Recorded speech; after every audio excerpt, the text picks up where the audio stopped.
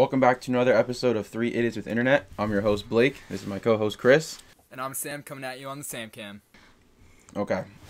Well, this week was a good week in football, NFL. Really good week. And in fantasy. First we're going to talk about is, fantasy pickups. This is a lot of sleepers this week, a lot of unknowns coming into this week. And Theo Jarek McKinnon, you started him like Blake over here. Negative 0.1 points.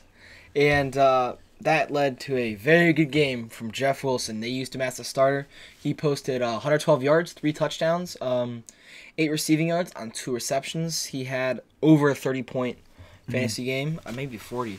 But I think it was 32. You got to pick. 32. Yeah, 32. 32? You got to pick up Jeff Wilson. You got to pick up Jeff Wilson. Another one is, how do you... I have no idea how to pronounce it. Perrin, the Jets running back.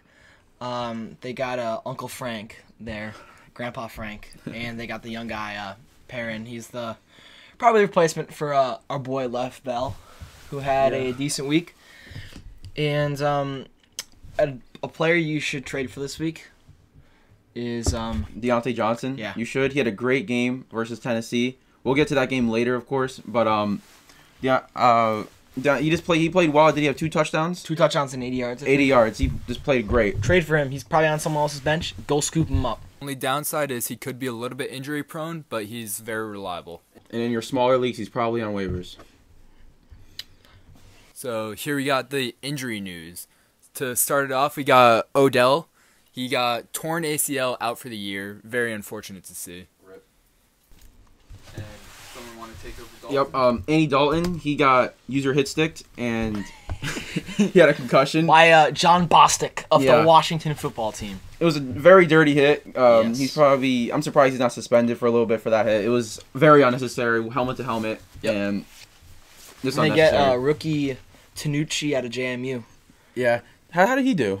I don't think he did anything special, I'm not surprised. yeah. But He'd one big catch to a big pass to Amari Cooper. You got Kenyon Drake. They got a bye week next week, but he's getting an MRI. X-ray came out negative, which is a good sign.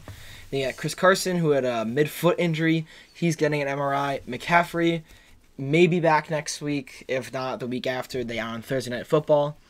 And sad news this week: Raquel Armstead, Jacksonville backup running back, is shut down for the season. He had COVID issues, problems with his heart and lungs. He is shut down for the season, and it may turn into a long-term problem with him. This is really sad news, and prayers to him and his family, and hopefully he has a swift, smooth recovery. now heading to a more positive side of the football week, we had Tyler Lockett racking in 15 catches for 200 yards and 3 touchdowns against the Cardinals, unfortunately turning into a loss, though.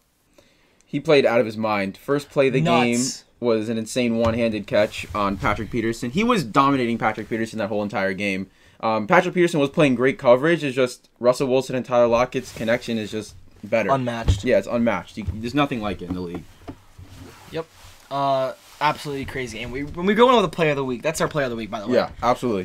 We were going with player of the week first. We thought it was going to be Devontae Adams, hands down, no questions. We had him down the script. But Tyler Lockett last night, no brainer. No, it's not every day. Receiver has 200 yards and 3 touchdowns. Was breaking the fantasy PPR record with 53 points. Top of the week. We got we're going to talk about National Tight End Day. It's a holiday made by George Kittle. Yeah.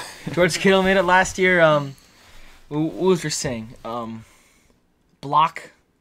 Oh, it was I have no idea. It was it block cat? It was something. Is that his famous Block famous catch. line? It's something like that. There was a line really like that he made. They had T-shirts and everything. It was really cool. The tight ends in the league went off. Yes, a lot of tight ends. A lot of went off tight this ends week. went off. A lot. Besides Travis Kelce. Yeah. Everyone besides Travis Kelce. He did a fantastic game. Jonnu Smith also did not go off. I believe he ended with 0 points. And Mark Andrews had a bye week. Yeah. So we're gonna talk about our top 5 tight ends. Mm-hmm. Sam, want to start the list? So number 1 here, we have Travis Kelce. Pretty easy pick. He's always been super consistent, super good, amazing connection with Patrick Mahomes. Just all-around great tight end, very reliable. A lot of people would argue with that one because a lot of people, I know if there's any 49ers fans out there, they're going to say Kittle. A lot of people are going to say Kittle, but I just think Travis Kelce's wide receiver skills is unmatched. He's basically a wide receiver at a tight end. It's unbelievable. Yep. And number 2, we got George Kittle. George Kittle's been fantastic for the 49ers the last 2 years. Breakout player. They got him in late in the draft. I think it was a 4th rounder or 5th rounder. Now he's their captain. He's a huge player. He's a face of the franchise type guy. He's been fantastic. Number 2 tight end in the league, not a question. He's another guy. Good blocker, great receiver, huge mismatch. And number 3 here, we have one of my favorite tight ends, my starting tight end, Darren Waller. Huge player, super fast, wide receiver speed, and he's just recently come out of nowhere, really. Yeah, Derek Carr's absolutely loved him. 2 years ago, I didn't even know his name, and now he's number 1, top 3 tight end in the league, my starting tight end for fantasy. And then number 4, we have Mark Andrews. There's a lot you can say about him. Lamar Jackson's easily his favorite target to go to is Mark Andrews. Mark Andrews. When in doubt, just throw it. That's how Lamar plays. When in doubt, throw it to Mark Andrews, and it works. They did it last year and it worked, and this year in the beginning of the season it worked. It kind of died off a little bit, but Mark Andrews had some injury problems. Oh yeah, I believe. He's had some small games, but he's had some big games at the same time. He's still number 4 tight end. And at number 5, we got Jonnu Smith, who's had a good season. He's dealt with an ankle injury, low ankle sprain. Had a rough game against the Steelers. Did absolutely nothing. But other than that, he's been a fantastic tight end this year. Definitely number 5. An argument for this one was Zach Ertz, but he's dealt with injuries this year. And a lot of injuries for Zach. Yep. And he's also overshadowed by Zach Goddard sometimes. Oh, yeah. Dallas Goddard. Zach Ertz. So, game recaps. Let's talk about the game of the week. This game, the Steelers versus Titans. Steelers fan right here.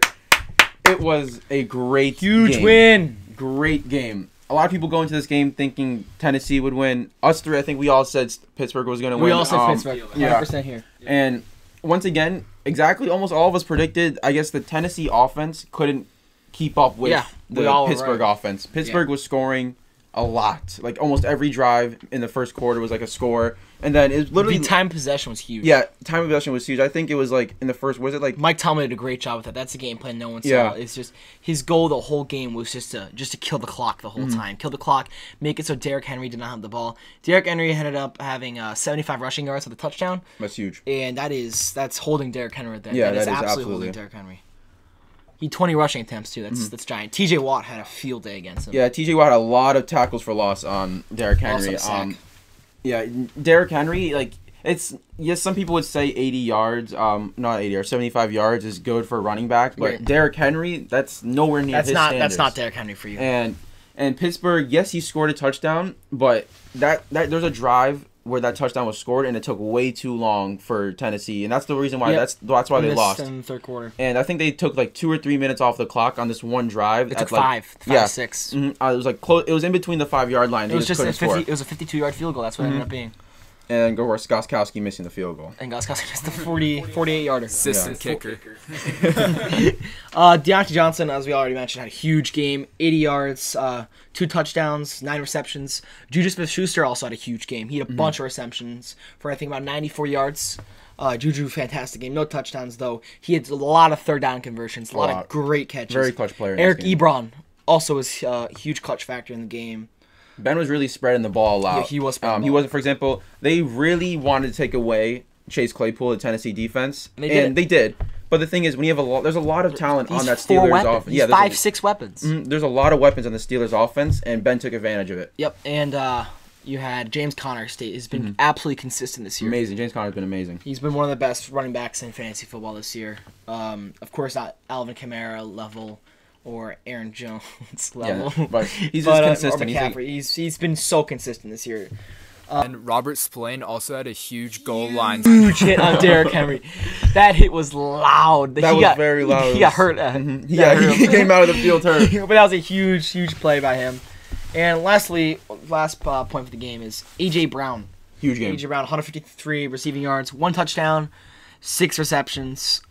Big game from him. And lastly, the Steelers and Titans. What did we learn from this game? Don't doubt the Steelers. My prediction, the beginning of last year, if you know me, I made this prediction a lot. I knew at the end of last season the Steelers were going to be a very, very good team. It was just they were cursed with injuries last season. People thought they were just going to fall off, but they're healthy now and they're 6-0. So don't doubt them. I would say they're both legit. I think a lot of people thought Steelers were going to win by a mile, but it was a much closer game than I thought it was going to be. Very close game. So don't doubt either of those teams. I could see them both going very far. They're both contenders, no doubt. I think the Steelers are the most complete team in the NFL right now. Absolutely. They're up there. They have the Them defense, in they have Seattle. the secondary, they have the offensive line, the running back, the quarterback, the wide receivers, the tight end. They got everything. Yeah. They got everything working for them right now. Tomlin's done a great job with that team. Tomlin and our GM, Kevin Colbert, have done a fantastic job. And quickly, we'll go through some games quickly. We got Cowboys versus Washington. Yay, the football team did it. They won. If you're a Cowboys fan, you're a little upset. What was the score? Like a lot 30, too little. It was like 33-3. Yeah. They had a Something safety. like that. Football team had a safety. Washington's defense was fantastic. Andy Dalton, as we already mentioned, a concussion. Terry McLaurin, huge game, got a face mask, but still scored a huge 53-yard touchdown. 7 receptions, 90 yards with a TD for him. Bills-Jets, my breakout player of the week, did not break out at all. Devin Singletary did awful. I think we're going to see a lot less use of him. Jets look solid off the start. They looked better than I thought. It's either the Jets are looking solid or the Bills are looking really bad. One or the other. One or the other. But the Jets, they were winning for the most part in the beginning of the game, and I guess they choked. And just like against what the Broncos did to the Patriots, Oh, yeah.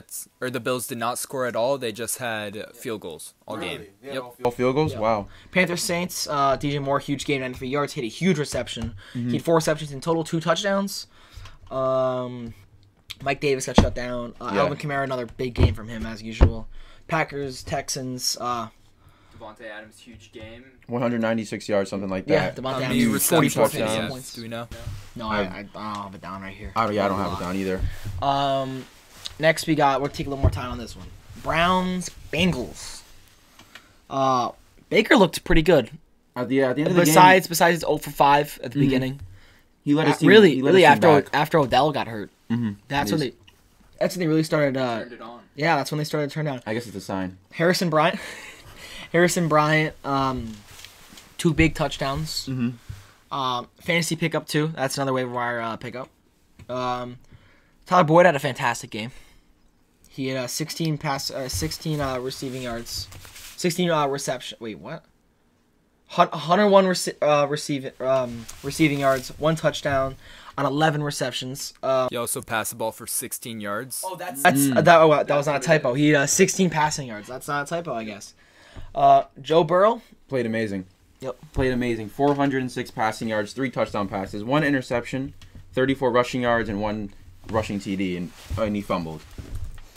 I think with this Browns-Bengals game, me personally, I don't know how I feel about these two teams. Yeah. I don't think the Browns, even though their record shows like they're statistically on the record-wise, they're a good team, but I don't think It might be they're a there. wild card team. Yeah, I can see a wild card or even not even making the playoffs at this Right. point, because there was a lot of flaws with that It's team. a big season for Baker. This is huge. I think they might make some moves on Baker this year if they don't even go to the playoffs, because like there's a lot of talent on the team, and if they can't make the playoffs with all that talent, It's an issue. Yeah, Big it's issue. a big issue. Now, let's move on to the Lions-Falcons. Huge game for the Lions. Comeback season, last-second touchdown to win the game after Todd Gurley trips and falls into the end zone. And I want to talk about Calvin Ridley being absolutely out of his mind this entire year, playing like a true wide receiver 1, and Julio falling to the wide receiver 2. And honestly, I think they should consider trading him because they've proven that they don't need him to win. Even though they haven't won very often, they're still putting up points, putting up numbers with Ridley. They can get draft pick. They can get Matt Ryan. Exactly. They could get solid depth for Julio. And Hurst has been good for them. Gurley choked, accidentally scored. Yeah. Galladay, 114 yards, 6 receptions. Big catch. Yeah, he had 2 huge catches in that game. And T.J. Hawkinson had a touchdown as time expired. Yep. All right, this might be This might have been arguably the game of the week. I might be the think game of the year. This game was huge. The first thing I want to talk about, DK Metcalf. 22 miles an hour. 22 miles an hour. He chased down That's Budda the play Baker. of the week right there. Yeah, play of the week easily. He chased down Budda Baker with at least 10 yards of separation at the beginning and absolutely chased him down to save the touchdown. They didn't even score. They went for it on fourth, and they didn't get it. So that effort really paid off. As Budda Baker tweeted, DK hawked him. Absolutely. Absolutely. DK hawked him. We already talked about Lockett. Tyler Lockett did fantastic. Kyler Murray, when he threw the ball to DeAndre Hopkins, right before he threw it, he got a big smile on his face. No laces either on the ball. No laces, and just chucked it up to DeAndre and touchdown, and he knew it right away. That's when I knew my fantasy game was over. Yeah, Kyler played out of his mind. He looked a little rusty. He's so good. In I would say the first half, he looked a little rusty. Some of his throws weren't there, but he really stepped it up in the second half to lead Arizona back because it was a pretty big deficit for a while in the game. Yeah. For a good amount. I guess they let him back. A huge win. Huge win for the Cardinals. Rookie Isaiah Simmons has been absolutely awful this year. Did not play a snap of defense in the third quarter, but ended up coming in, and he came in OT, had a ginormous reception, the game-winning interception right there. The rookie from Clemson, huge interception, leading to Zane Gonzalez's redemption field goal to win the game for the Cardinals. They need to use Isaiah Simmons more. He's very talented. He's a big guy and he's super fast. I think he ran like a 4.3 something in the combine. He's had some struggles translating that. It looks like they're trying to ease him in to like the system slowly. Yeah. But I think he's do very well in his career. Of course. And I was actually surprised how well the defense did for the Cardinals without Chandler Jones. Oh yeah. Next we got Jaguars Chargers. Blake, want to take it? I'll take Justin Herbert. I think he is the real deal. Absolutely. James Robinson had a huge game. 119 rushing yards, 1 touchdown. Is that a 2-point conversion? Yep, we got a 2-point conversion. 18 receiving yards and 1 receiving touchdown on 4 receptions.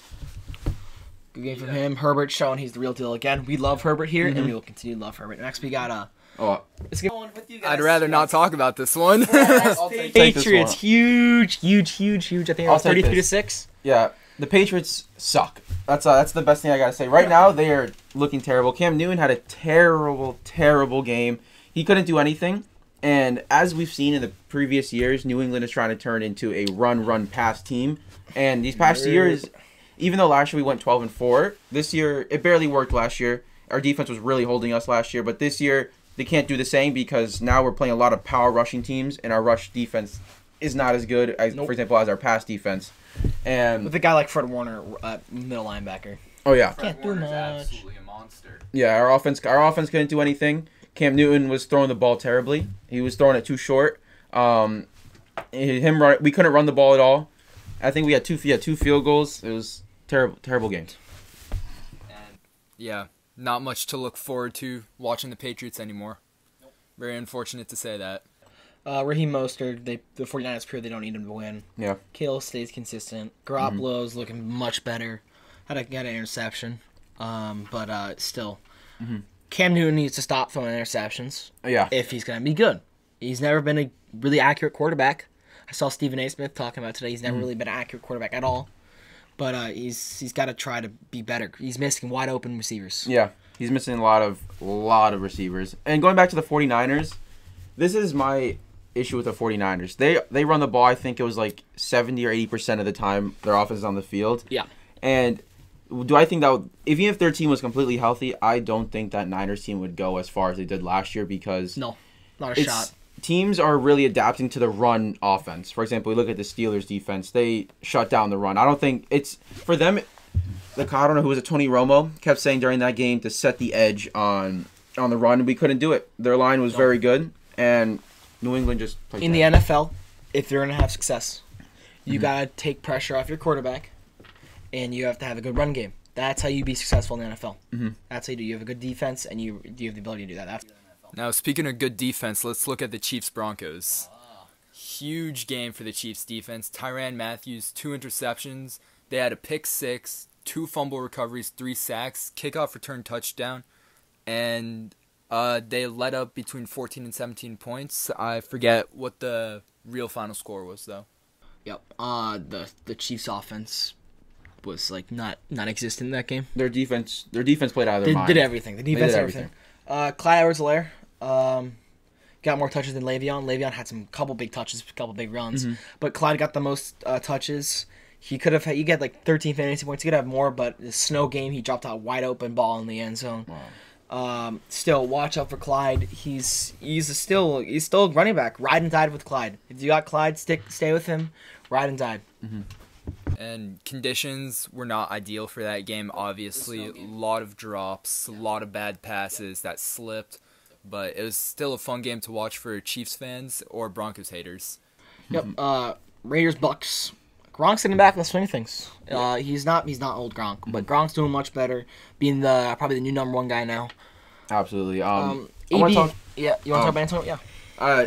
AB comes in week 9 because he's suspended, of course, and this Bucks team is currently looking very, very good. It's one of the most complete teams in the NFL. Their defense is very good. They have a very good rush defense, and Tom Brady is looking sharp when it comes to throwing the ball. He's looking very, very good. Gronk is back to old Gronk. Not really. I wouldn't say old Gronk, but he's honest. Mediocre Gronk. Yeah, mediocre Gronk. He's playing good. And Mike Evans had 3 catches in the last 2 games. Trade him if you have him in fantasy. Yes, get rid of Mike Evans if you have him in fantasy, because I actually I don't know if I want to say I predicted this, but I knew Brady would almost not throw the ball to Evans as much. He's throwing the ball to Scotty Miller more than he's throwing to Mike Evans, which is very surprising. Yeah. But do I think he may get some more touches as Antonio Brown comes in? Yes, because I think they're going to be focused more on Antonio Brown because you know what the guy has. Yeah, and Antonio Brown healthy and is scary, very, very good wide receiver. So that's it for the game reviews. We're going to end our podcast today with our power rankings. This we went over. We decided that the number one team in the NFL right now, I think we can all agree, Kansas City Chiefs. They might be 5-1, but they are the best team in the NFL. It's gonna be really hard to stop them. Coming at number 2, we got my Pittsburgh Steelers, 6-0 now. They're probably the most complete team in the NFL, but they're 8-0 Kansas City Chiefs. They don't have Patrick Mahomes at quarterback. Number 3, we have Seattle. Their offense unstoppable. Russell Wilson's playing unstoppable. Their struggle is their defense. Their defense is letting up too many points, too many big plays. Jamal Adams has been hurt too. They need Jamal Adams back to go for the quarterback because Jamal Adams is a very dynamic player. He can do everything. Buda Baker-like. And number 4, we have the Titans and their very, very strong run game. big 6-4 run game. Yeah. And who we got? Number 5, we have the Packers. Packers are also a very complete team. Rodgers is having an MVP-like season. And now with Aaron Jones out, Devontae Adams took the charge. And it's proving that team, they have multiple people to worry about. Devontae Adams and Aaron Jones. For sure. And they can't just... teams playing against them just can't focus on Aaron Jones because, of course, Devontae Adams, one of the best probably the best route runner in the league, just getting open, making big plays as he did this week. Number 6, we got the Bucks, also a very... Sorry? Slept on. They're slept on. Exactly. I think they're slept on. They are a top 5. People thought that they were not going to be as good as they're proving to be. Their defense is so good. Very complete team. Defense is having a field day against virtually every team they play. Tom Brady's getting back into the swing of things, looking sort of like his old prime Patriots self, which I love to see. And number 7, we got the Cardinals. Need to focus on their defense a little bit more, but their offense is almost unstoppable now. They have a very good offense and great connections. This one's people are going to get mad about. The Ravens at number 8. Coming into the season, the Ravens, I think, were the number 2 team in the league. Number 2, number 3. Yeah. Number 2. And I wouldn't say they've fallen off. It's just their strategy of running. Like, their strategy of Lamar Jackson is... their strategy's not working anymore, I guess you could say. They're guarding Mark Andrews. John Brown has not been fantastic. Hollywood Brown has not been great. Mark Ingram has had a very bad season. The compared age to is last showing. season. J.K. Dobbins has been like NA. Their offense is there, but their defense is bolstered. Their defense is what makes them good. Number 9, we got the Buffalo Bills. They look like to be the imposter in the Super Bowl race, but still a good team with Josh Allen. That defense has the ability to be what it can be. Last year, they're a top 5 team, but right now they're number 9. Now here, I would argue with you. I would put the Raiders number 9, actually. They beat the number 1 power ranking Chiefs, and I think that they're a very good team, also slept on. I would put Raiders at 9, honestly. All right, that's fair enough. But our number 9 is the Bills, and our number 10, we have the Saints.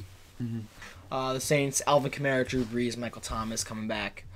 Don't sleep on Michael Thomas, please. He's so good. Don't sleep on him. He's trying to get a trade. Michael Thomas. He's good. He's a good wide receiver. He's gonna come back and be great. But I got Kenny Golladay, Terry McLaurin, and DK, so I'm chilling. Yeah, that's our top 10. That's our power rankings this week. Thank you for watching once again, and hope you guys enjoyed. We'll see you next time. Yep.